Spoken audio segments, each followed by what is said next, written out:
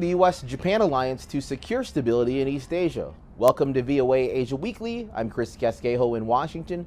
That story is coming up, but first, making headlines. I know what this job takes, and I know that I no longer have enough in the tank to do it justice.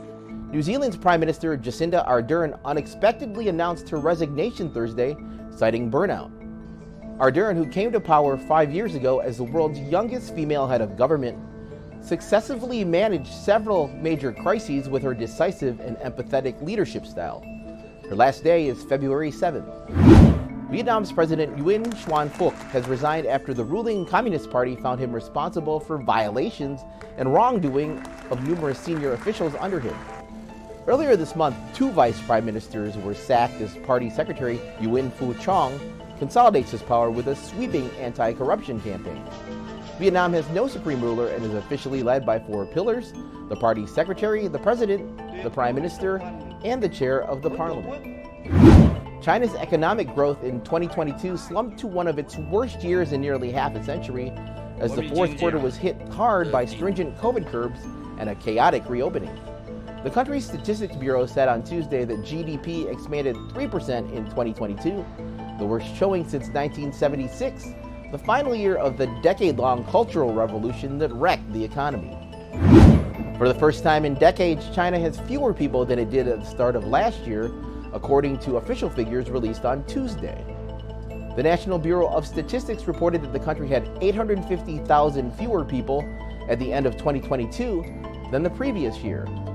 The shrinking population adds more challenges to the world's second largest economy. Philippine journalist and Nobel Peace Laureate Maria Ressa was acquitted Wednesday of tax evasion charges that she and other critics say were part of an attempt by former President Rodrigo Duterte to stifle freedom of the press. Ressa and her online news organization Rappler still face 3 more legal cases.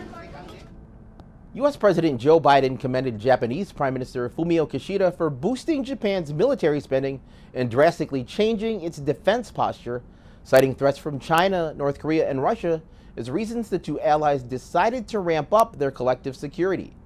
VOA Chief White House correspondent Patsy Widakuswara has more. Japan's plans to double its defense budget to almost 2% of its gross domestic product by 2027 and to drastically change its defense posture was commended by President Joe Biden in his White House meeting with Prime Minister Fumio Kishida, where he reaffirmed the United States' commitment to Japan's security. We're modernizing our military alliance, building on Japan's historic increase in defense spending and new national security strategy.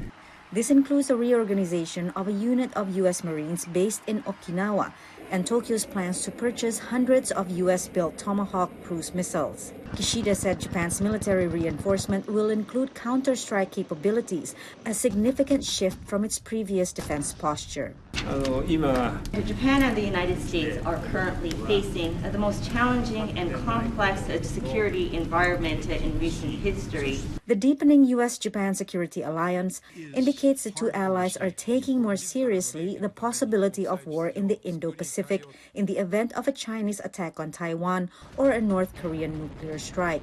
Beijing's increased military activity in the South and East China Seas also spooked many Japanese. That combination of Chinese provocations over the past couple of years combined with Russia's invasion of Ukraine really pushed not just Japanese leadership, but the Japanese public into supporting this. Biden is also pushing Kishida to follow Washington's step to impose export controls on semiconductors and other sensitive technologies to reduce China's economic clout.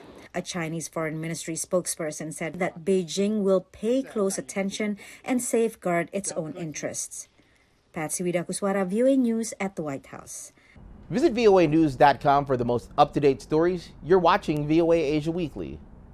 Finally, Chinese travelers heading abroad streamed into the Beijing Capital International Airport on Wednesday ahead of the Lunar New Year holiday. Travel in China was expected to peak on Friday, January 20th.